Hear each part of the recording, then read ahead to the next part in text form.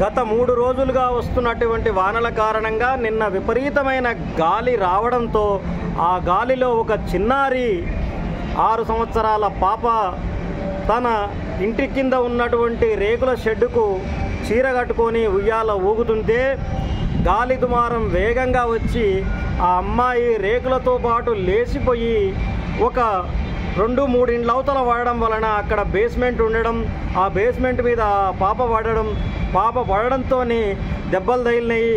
దెబ్బలు తగిలి పాప దగ్గరలో ఉన్నటువంటి నర్సంపేట ప్రభుత్వ ఆసుపత్రికి తీసుకొచ్చినాక వైద్యం చేస్తున్నప్పుడు పాప మరణించడం జరిగింది. పాప తల్లిదండ్రుల కథనం ప్రకారము పాపకు ఒక చెల్లె ఉంది, 2 కవలలు. వీళ్ళ తండ రాజీ తండ. వీళ్ళ గ్రామము స్వగ్రామం అనేది వీళ్ళ స్వగ్రామము మెదక్ జిల్లా కౌడిపల్లి మండలము రాజాపేటలోని జాజితండ వీళ్ళ సొంత గ్రామము. వీళ్ళ అమ్మ నాయన 2 వ్యవసాయ పొలానికి వెళ్ళిపోయారు. 2 పిల్లలతో పాటు పిల్లల నాయనమ్మ ఉన్నది.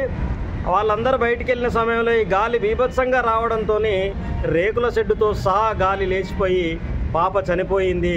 ఇది చాలా బాధాకరమైన విషయము, చాలా దురదృష్టకరము. ఇటువంటి సంఘటన జరగడము. పాప పేరు సంగీత.